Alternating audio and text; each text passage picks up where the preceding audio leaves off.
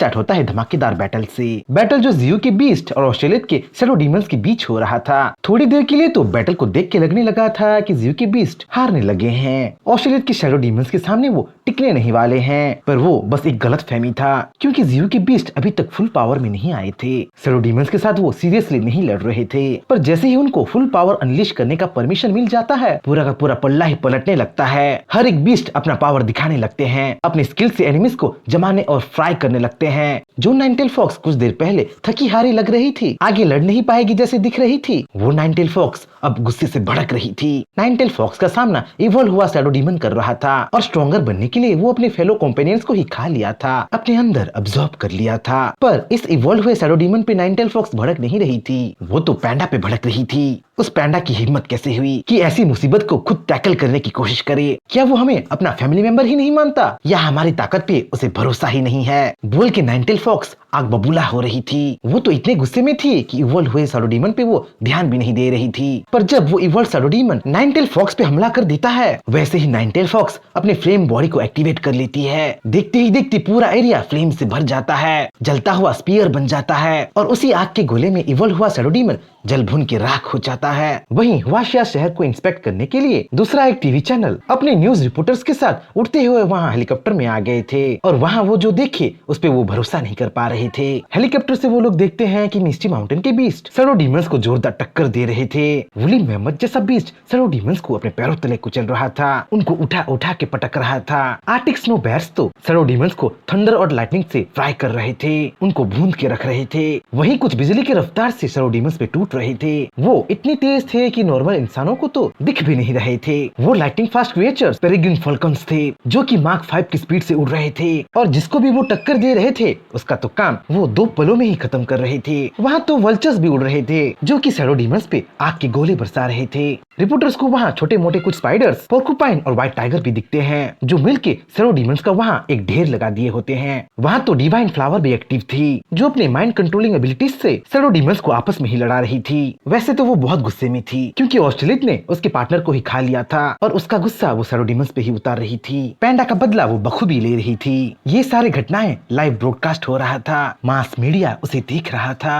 हजारों लोगों के हजारों बातें निकल रहे थे। जहाँ कुछ लोग मिस्टी माउंटेन के बीच से बहुत इम्प्रेस थे, उनके पावर लेवल से बहुत इम्प्रेस थे, वहीं कुछ लोग मिस्टी माउंटेन के बारे में नेगेटिव चीजें भी बोल रहे थे। क्या जमाना आ गया है कि बीस्ट ह्यूमन सिटी पे भी हमला करने लगे हैं। शायद वाशिया शहर का खेल खत्म होने वाला है, वहाँ शायद बीस्ट का ही राज होने वाला है, बोल के कुछ लोग दूसरे लोगों के दिलों में खौफ पैदा कर रहे थे। न्यूज में तो एक चीज चारों तरफ फैल गया था, वर्ल्ड वाइड नेटवर्क पे छा गया था। न्यूज की ह्यूमंस को अब बीस्ट प्रोटेक्ट कर रहे हैं, एक एक करके सेफ जगह पे एस्कॉर्ट कर रहे हैं, जिसे देख सब लोग सरप्राइज थे। एक तरीके से ये न्यूज कुछ लोगों के दिलों में बीस्ट के प्रति उनका रेस्पेक्ट बढ़ाने लगे थे। पर कुछ भी हो, फेडरेशन ये न्यूज देख के समझ गया था कि डीमोनिक ट्री ही उनकी आखिरी उम्मीद है, और अगर हो सके तो उनको डीमोनिक ट्री का साथ देना है। कौन भला सोचा था कि जिसके अगेंस्ट वो लड़े थे उसी का ही साथ उनको कभी देना पड़ेगा, क्योंकि इन्फॉर्मेशन के हिसाब से डीमोनिक ट्री इतना पावरफुल नहीं था कि वो ऑस्ट्रेलिया को अकेले हरा दे। पर अगर किसी वजह से डीमोनिक ट्री हार जाए तो उनको उनका आखिरी हथियार यूज करना पड़ेगा। स्पिरिचुअल मिसाइल जो कभी जियो को खत्म करने के कगार पे ले आया था, उसको दोबारा यूज करना पड़ेगा, पर इस बार उसका स्पिरिचुअल पावर दुगना करके।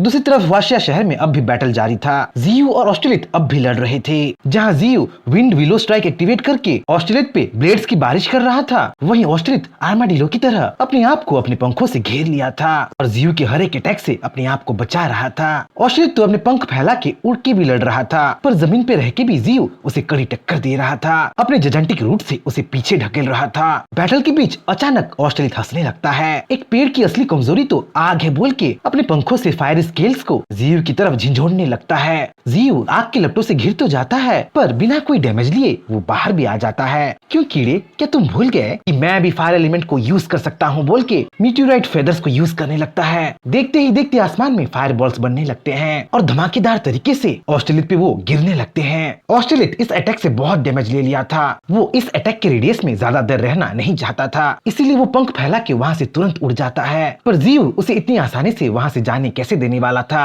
वो देखते ही देखते ऑस्ट्रेलिया के सामने से ओझल हो जाता है और चुटकियों में ऑस्ट्रेलिया के पीछे पहुंच जाता है। इससे पहले कि ऑस्ट्रेलिया कुछ कर पाए, जियो उसके पेट पे अपने स्टील जैसे हाथों को घुसेड़ देता है और पैंडा को उसके चंगुल से निकाल ले आता है। डैमेज क्रिटिकल था और डैमेज पाके ऑस्ट्रेलिया खून की उल्टी करने लगा था। इसीलिए अपने आप को डेंजर में पाके ऑस्ट्रेलियत एस्केप करने की पूरी कोशिश करता है। विंग स्केल पाउडर यूज करके ऑक्टोपस की तरह वो जियो के चंगुल से एस्केप होता भी है। वहीं जियो पैंडा को देखता है, जो कि अब भी डोरमेंट स्टेट में था। एक प्रोटेक्टिव लेयर में अपने आप को बचा के रखा था, क्योंकि बैटलफील्ड उसके लिए सेफ नहीं था। इसीलिए जियो उसे बैटलफील्ड से दूर फेंक देता है, अपने दूसरे बीस्ट के पास भेज देता है। आसमान में उड़ते इनएक्टिव पैंडा को नाइन-टेल फॉक्स दूर से ही देख लेती है और वो तुरंत डीमोनिक बुल को इशारों में समझा देती है कि उसे क्या करना है। यूं तो डीमोनिक बुल शैडो डीमन से लड़ने में बिजी था, फिर भी कमांड समझ के वो अपने ग्रेविटेशनल पुल को उड़ते हुए पैंडा पे केंद्रित कर देता है और पैंडा को सेफली अपने पास लैंड कर लेता है। अब बारी व्हाइट स्नेक का था और अपने काम में वो तुरंत लग जाती है। इनएक्टिव पैंडा को अपने मुंह में लेके वो मिस्टी माउंटेन की ओर भागने लगती है, पर ऐन वक्त पे उसे शैडो डीमंस घेर लेते हैं और पैंडा को उसके मुंह से छीन लेते हैं। जब सबको लगने लगा था कि पैंडा को